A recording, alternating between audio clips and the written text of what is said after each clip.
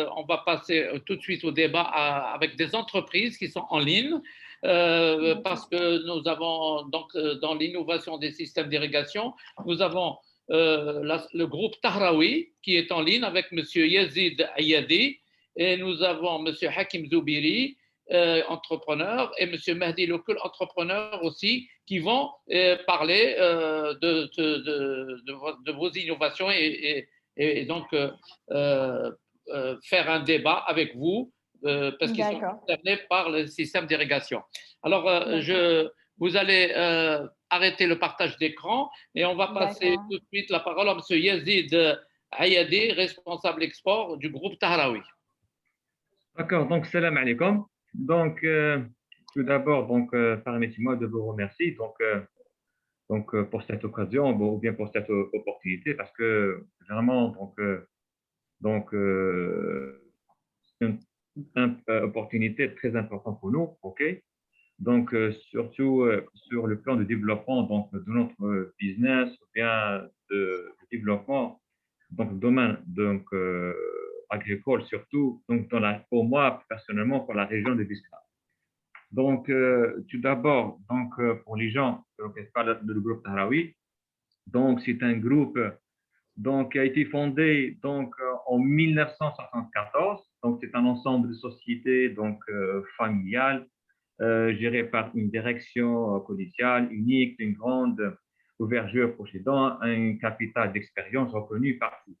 Donc, il exerce dans plusieurs secteurs de l'activité économique, forte par ses importants potentiels matériels et humains, employant des femmes et des hommes d'une grande qualification motivés par un professionnalisme sans équivoque, l'essentiel. Les secteurs généralement touchés par le groupe Tahraoui sont principalement ce qui est import et export, les travaux publics et hydrauliques, agricoles, médicales et agroalimentaires. C'est notre débat beaucoup plus. Donc, on doit se concentrer sur notre filiale ou bien secteur agricole. Donc, dans ce point-là, le groupe possède plus que de 400 hectares de bonnes terres agricoles au niveau de localité de Mzira, de la wilaya de Biskra et aussi de Ain Naga. Donc, ces terres sont exploitées en plein champ et sous serre avec des techniques culturelles en constante évolution et un équipement adéquat et un matériel d'irrigation qui permet de disposer de toutes les qualités d'eau nécessaires sans aucune restriction. Pour cela, des partenariats ont été vraiment réalisés avec des cultivateurs étrangers pour promouvoir les cultures particulièrement en qualité. Donc, en parallèle, aussi le groupe, il possède plus que de 5 palmeraies exploitées avec les meilleures techniques et traitées avec soin, que ce soit pour l'irrigation ou l'entretien avant et après la récolte. Parmi ces palmiers figurent des palmiers dattiers de type Begatno, qui représentent la meilleure qualité de la région et qui fera l'objet d'une attention particulière pour l'exportation. OK. Donc, le groupe aussi, il dispose d'une unité de stockage et de conditionnement et idéalement située à Biskra aussi, comprend plus que de 5 chambres froides d'une capacité de 1500 mètres cubes chacune, ainsi qu'une unité de conditionnement de fruits et des légumes destinée pour l'exportation et qui peut traiter plus qu'une moyenne de 5 tonnes par jour. Ces équipements sont destinés à traiter une partie de la production maraîchère et d'actifs issus des plantations appartenant aux membres du groupe et des autres producteurs privés. Ça, c'est en bref. Donc, une petite présentation sur le groupe Tahraoui ou bien sur la société Tahraoui. OK. Donc, c'est juste des questions beaucoup plus pour la technique de la géothermie. OK. Parce que réellement, nous, actuellement, on a presque des serres géantes qui sont déjà gérées par un système de contrôle, automatique, pour un système de chauffage automatique et système de brumisation automatique, c'est tout ce qui est irrigation et je veux dire contrôle de température, tout est géré par un système donc, informatique. OK.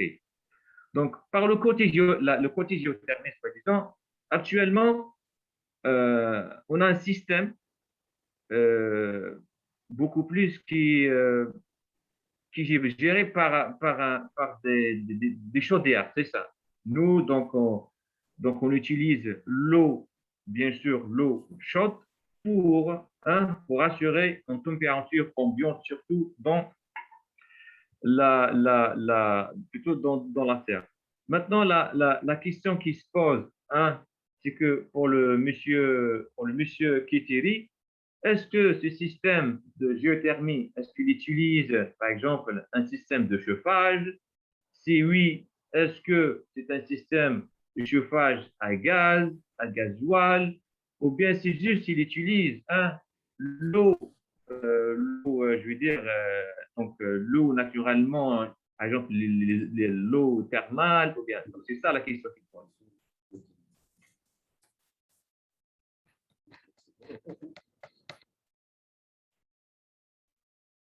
C'est bon, monsieur, Oui. monsieur Yazid? C'est bon, c'est ça la question actuellement. C'est bon. Premièrement, je suis de la région de Biskra, premièrement. Alors, je sais où je suis عندكم في مزيرعة. D'accord. D'accord. Donc, le système géothermique, اللي رانا نخدموا عليه هو يبرد الماء en été ويسخن en hiver.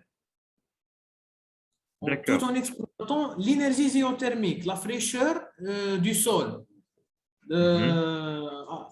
dans une profondeur de 3 mètres ou plus. D'accord? Donc, le système, c'est l'exploitation de la fraîcheur du sol à partir de 3 mètres de profondeur. On enterré un échangeur de chaleur, un échangeur à tube. En tube, ننطيريو 3 متر ثم نكسبلواتيو هذيك la fraîcheur du sol pour refroidir l'eau في لي كا وين يعود سخون. دونك نعطيك ليكزامبل تاع لي ريجيون لهنا في لو سود عندنا لا نابال بيان لا تمبيراتور تاع l'eau تجي élevée, elle dépasse les 45 degrés. هاد la température influe négativement sur la fertilité de la terre, sur la récolte les palmidati. Parce que le projet, à la base, les agriculteurs تاع le sud, تاع Biskra. La température de source, il y a plus de 45 degrés, il fait de la récolte, il fait de la terre. D'accord? Le système exploite l'énergie géothermique gratuite et verte, ما كانش du combustible, ما كانش des batteries, ما كان والو. C'est juste un échangeur t'enterré à 3 mètres, تردمو c'est bon. عندك l'eau chaude يدخل, après un certain moment يخرج برد الماء. D'accord, اسمح لي monsieur Kitiri, est-ce que ce projet-là, est-ce qu'il est réalisable ici à la région de Mzir'a? Oui, il est réalisable. Donc l'exploitation تاعو elle dépend. على حساب les conditions de fonctionnement وعلى حساب les besoins تاع l'agriculteur. Cette technique-là, elle est destinée pour quel type de culture? Pardon? La technique, la géothermie, est-ce qu'elle est destinée pour quel genre de culture? Parce que nous, généralement, c'est de la tomate, c'est de l'aubergine, de courgettes, généralement, c'est de melons, c'est des fraises. Est-ce que cette technique, est-ce qu'elle est adaptable pour ce genre ce type de culture ou pas? Oui. Est-ce que je veux dire, nous actuellement, on n'a pas la possibilité d'exploiter la nappe donc à la bien ici à la région de Biskra. c'est-à-dire les coûts sont élevés. Donc, Chevalier, est-ce que… Pardon. Alors, Pardon, j'ai pas compris la question exactement. Je vais dire cette technique-là. Oui. Est-ce qu'elle est réalisable ici à la région de Zira avec les paramètres au niveau de Bisra?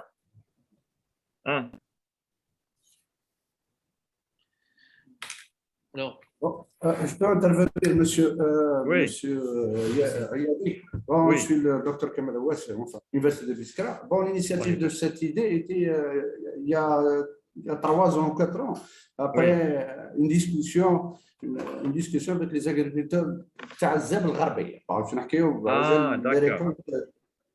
Non, le système est exploitable à des conditions, suivant les conditions, le dimensionnement de l'échangeur, parce que soit débit, les températures voulues, chaque plante, chaque a des températures de fertilité. Donc, après une recherche, التمرة في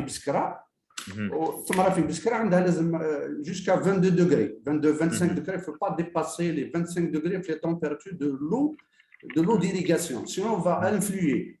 Bon, après une discussion مع الفلاحين لقينا باللي لا ريكولت قال لك كاين مشكل. شو هو المشكل؟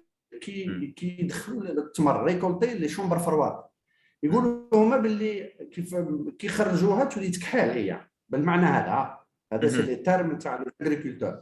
بون لو بروبليم وين بار لور كونستا انه لا تمبيراتور élevée de l'eau elle influe sur la récolte. Bon, après une recherche de la technique, bon, on a qu'il y a un problème de consommation, l'économie de l'eau, elle influe sur la fertilité de la terre. Bon, le détail technique qui a cité monsieur Ayman.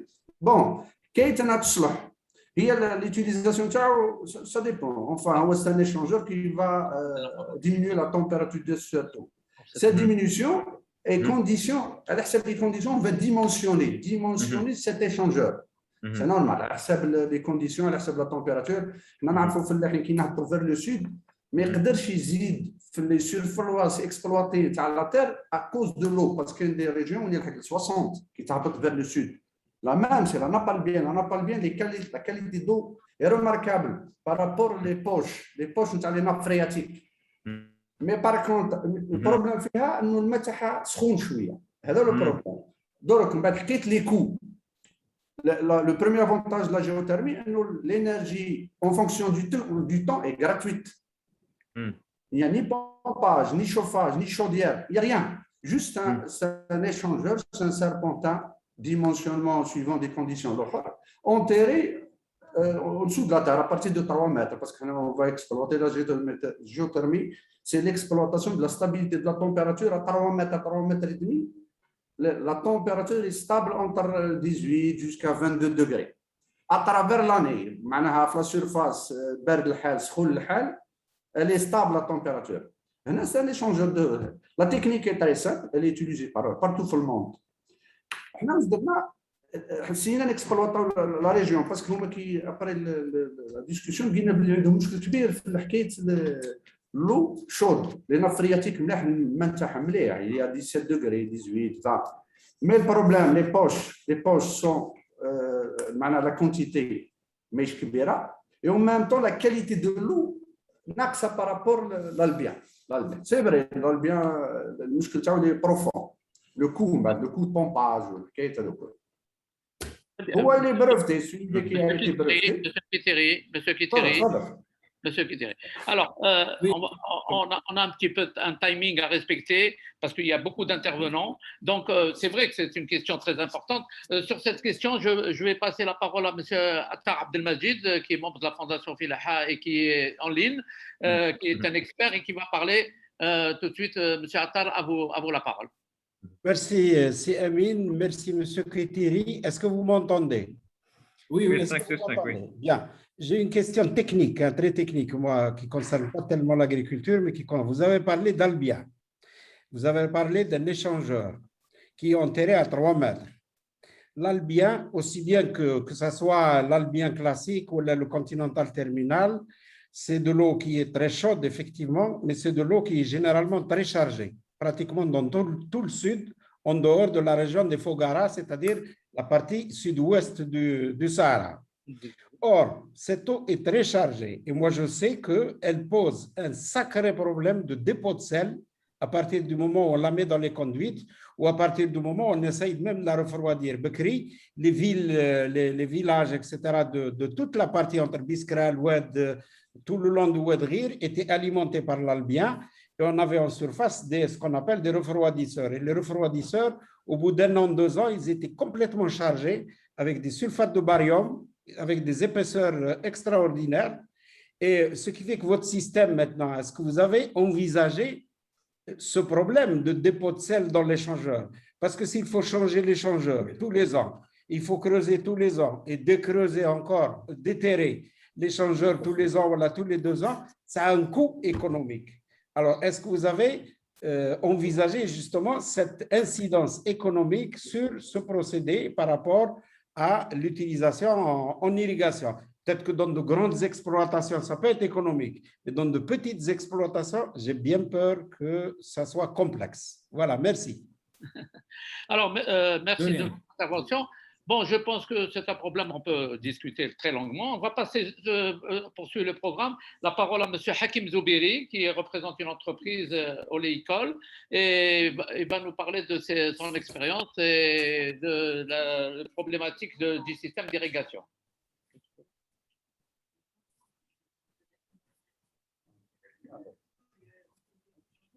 Monsieur Zoubiri, s'il vous plaît.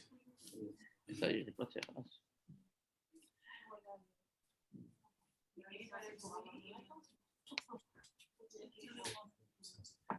Si vous voulez respecter le timing. Oui, ça va. Oui. Bonjour, Amine. Bonjour tout le monde. Bonjour, monsieur le ministre. Amine, s'il te plaît, suite à votre programme que vous m'avez envoyé je retenais selon le programme les termes essentiels, c'est l'innovation et les startups et l'incubation. Voilà. Bon, j'ai entendu quelques interventions des intervenants. D'abord, ce qui m'intéresse, c'est la numérisation. À mon objectif en tant qu'agriculteur, oléiculture, c'est de simplifier le travail de l'agriculture. C'est-à-dire, pour faire cette numérisation, il faut vivre avec l'agriculture, il faut connaître d'abord son quotidien, son travail durant l'année. Et j'ai remarqué, Ami, que ce sont des segments défragmentés.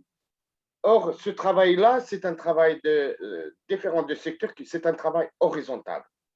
C'est-à-dire, donc, l'agriculture de l'amont à l'aval, le choix de producteurs à la transformation et à la vente.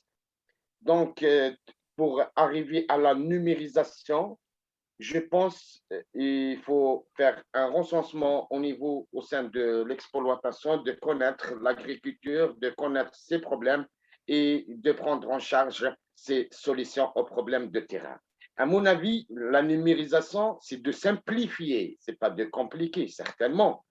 À mon avis, numériser, c'est de éliminer le papier, parce que malheureusement, nous sommes en 2021. Nous, les opérateurs, on se retrouve vis-à-vis de l'administration bourrée de papier. C'est ça. Donc, je n'ai pas encore cité, je n'ai pas encore compris. En arrivant au produit final, c'est le start-up. Or, le start-up, il est né d'incubateur. Mais pour qui tout ça, pour que tout ça fonctionne correctement, efficacement, donc ça dépend c'est-à-dire des étapes. C'est-à-dire, on ne peut pas dire le chiffre 3, c'est avant le 4. D'accord? Donc, j'aimerais bien entendre s'il y a eu actuellement en Algérie une académie de formation dans ce projet, c'est-à-dire pour arriver à la fin des startups.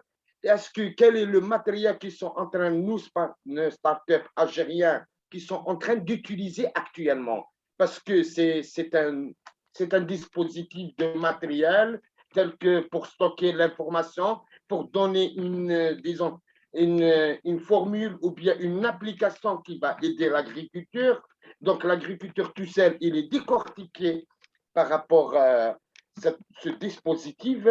moi, ce que je propose, c'est pas que je propose, c'est de revenir à la base, de faire un recensement sévère et réel, c'est pour apporter plus d'informations. Ça veut dire, j'ai entendu le problème d'irrigation, le porteur de solutions de problèmes d'irrigation. Moi, disons, je suis dans mon exploitation, j'ai un problème soit phytosanitaire, soit un engrais, c'est-à-dire nous sommes donc dans la digitalisation. J'utilise mon iPhone ou j'utilise mon portable, je communique mon problème que je l'ai constaté. Nous sommes tous connectés dans un secteur, c'est le secteur agriculteur, c'est le secteur plus compliqué par rapport à d'autres secteurs. Donc, le fournisseur, il va me donner la solution à mon problème, ainsi de suite. C'est-à-dire, c'est de simplifier et c'est de gagner de temps. Ça, c'est ma vision en tant qu'agriculteur, opérateur. Je suis aussi représentant d'une association, je suis le président des opérateurs agriculteurs de la ville de Djelfam. Nous sommes d'un côté et vous êtes de l'autre côté. J'ai bourré mes oreilles des startups. À la fin de la chose, Amine, et celui qui m'écoute, est-ce qu'ils ont des informations pour qu'on commence à démarrer réellement? Est-ce qu'ils ont récolté l'information au maximal de la sociologie de l'agriculteur et l'opérateur pour constituer une plateforme réelle qui constitue une plateforme autochtone à nous, à différentes régions de l'Algérie? C'est-à-dire l'agriculture, quand il développe, il est contraint toujours à l'imprévu de l'agriculture. C'est vrai, ce n'est pas une science exacte, mais on n'a jamais quantifié l'imprévu. Ces derniers temps, on a constaté avec le réchauffement planétaire, c'est-à-dire les nappes phréatiques, il y a une baisse, c'est-à-dire la sécheresse, etc. C'est là de trouver les solutions. Je pense que nous sommes tous concernés. Et à partir de là, quel sera l'avenir de l'Algérie dans le domaine de l'agriculture? On connaît les problèmes quotidiens de travail, ça fait partie de notre vie. Mais l'avenir, comment ça va être? C'est ça le plus important. Je ne peux pas rajouter plus que ça, Amine, parce que c'est-à-dire, peux vous donner un exemple de start-up, de simplifier le travail de l'agriculture. C'est-à-dire, si je vous dis que j'ai un programme de travail 365 jours, c'est à travers l'innovation par rapport. On n'a pas innové quelque chose, c'est la création. On n'a pas construit un tracteur pour qu'on parle tous de l'innovation. Je n'ai pas trouvé le mot de l'innovation dans l'agriculture.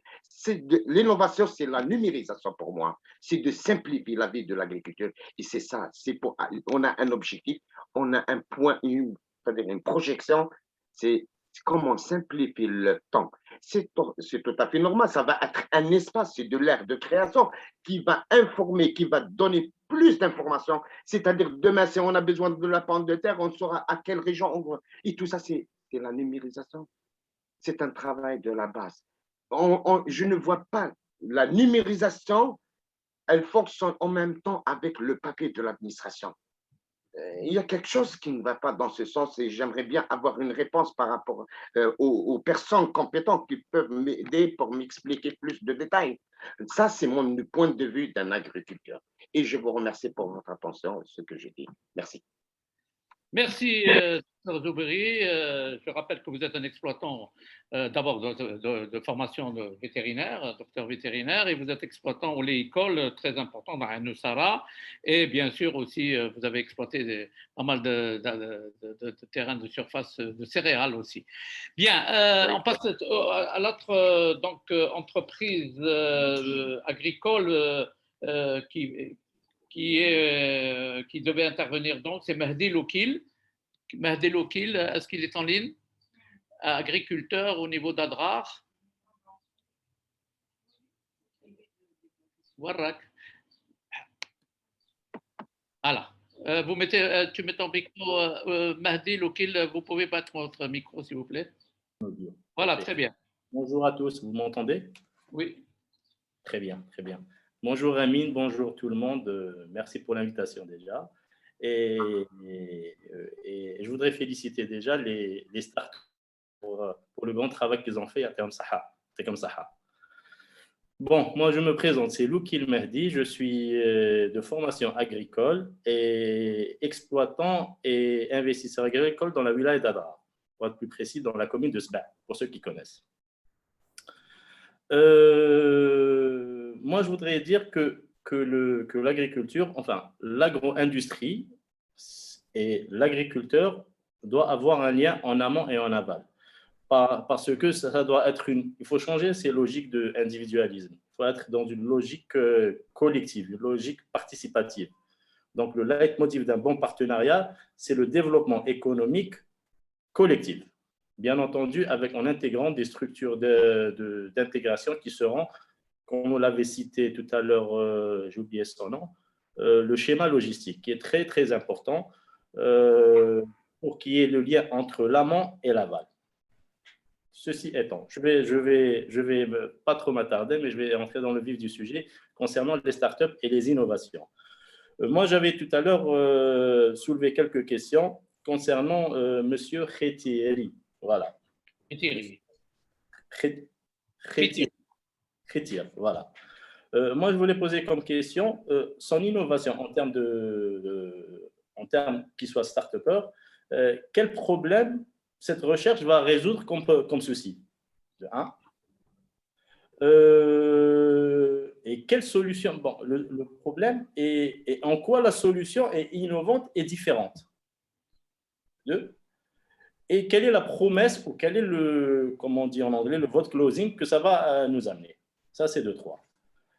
Comme on sait que la difficulté d'une innovation, c'est la réussite économique fiable. Et elle doit avoir une récurrence économique en termes de productivité, en termes de coûts et en termes de créer une valeur. Par exemple, moi, je suis agriculteur. Vous me dites, moi, l'innovation, ce n'est pas de me dire il y a ceci ou cela, mais moi, je cherche à résoudre un problème.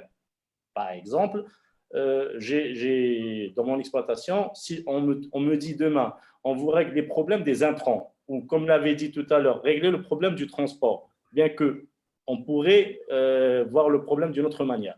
Mais s'il y a des solutions à résoudre le souci, je suis preneur. Voilà ce que je pense. Et je pense qu'une innovation, c'est une mise en œuvre d'un procédé, d'un service, d'un produit, soit nouveau ou sensiblement amélioré. Donc, pour M. Khetieri, s'il pourrait me répondre sur 3 questions, ce serait vraiment gentil de sa part. Voilà, merci.